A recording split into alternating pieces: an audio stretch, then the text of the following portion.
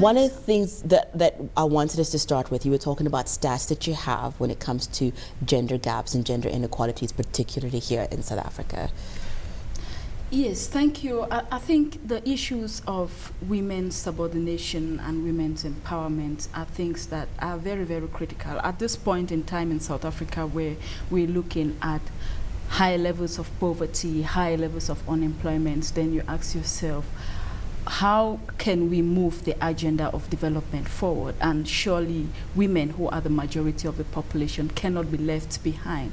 In South Africa, as it stands, we have been looking at statistics on employment and specifically statistics on earnings and looking at pay gaps. And we have analyzed and seen that for the average woman working in South Africa, you still earn 23% less than the man working.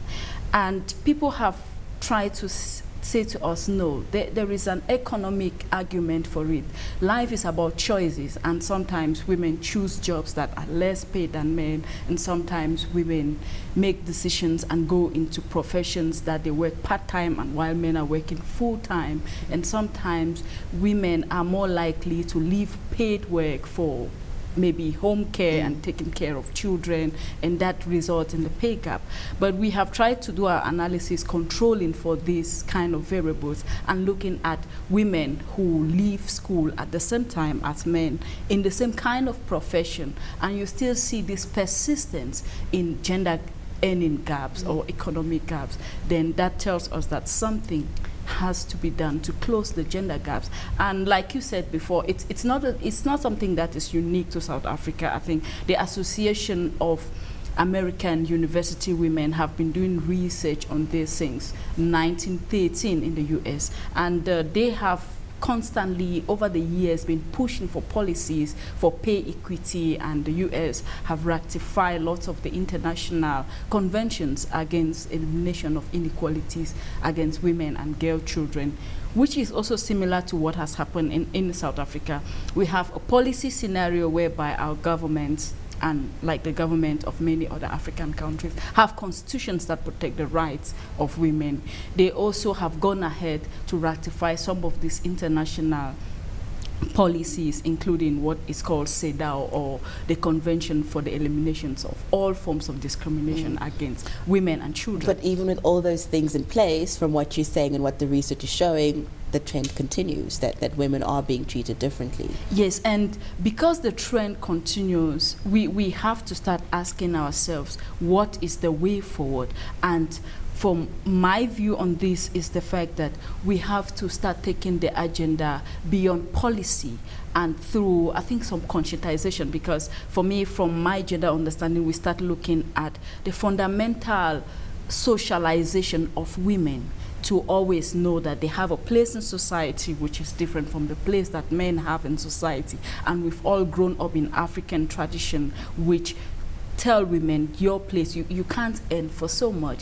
And people will tell us, no, looking at statistics, we already have a woman who is heading the AU Commission for the first time, for example. We already have women ministers. South Africa is one of those countries in the world with the highest numbers of women in political positions. So women are being empowered. But I think that when we have counting these women as being empowered, if there is still one woman who is discriminated upon, is one woman too many. One thing I want to ask you very quickly, because we have to wrap now, is one of the things you say to me in previous discussions that we had is that you will not find in society that people that are not going through the problems are going to be the ones who are heading change. It's the people that are bringing praise, the people that inequality is happening to, who have to lead that change. So I would imagine in this discussion, it's women that would have to lead this forward and say, well, this is happening to us and we do need to make a change when it comes to this. That's correct. I think like the mothers before us and our generation, we have to come together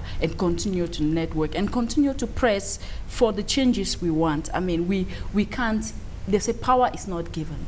You have to work for success. You have to work to position yourself in a society. We have to demand, and we have to be able to put together all these statistics and start questioning employers and saying that these people deserve better than than they are having now. These people deserve to earn like their male counterparts. In the communities, we have to stand up for the rights of women who are being abused and raped. We have to stand up for women who are being subordinated with some kind of traditions that don't benefit the economy, because what we are seeing here is that when women are not empowered to the level where they are supposed to be to realize their full potential, it doesn't only affect the woman, it affects their health, it affects the upbringing of children, and we know that women are the main people who take care of families, especially in Africa where we have a majority of female-headed households, so it affects the whole community. I would love for us to speak so much more. There's so much for us to cover, but we don't have the time. But thank you so much for coming, Vivian. My pleasure. That was Vivian Atud, Research Fellow at the Gender and Development Center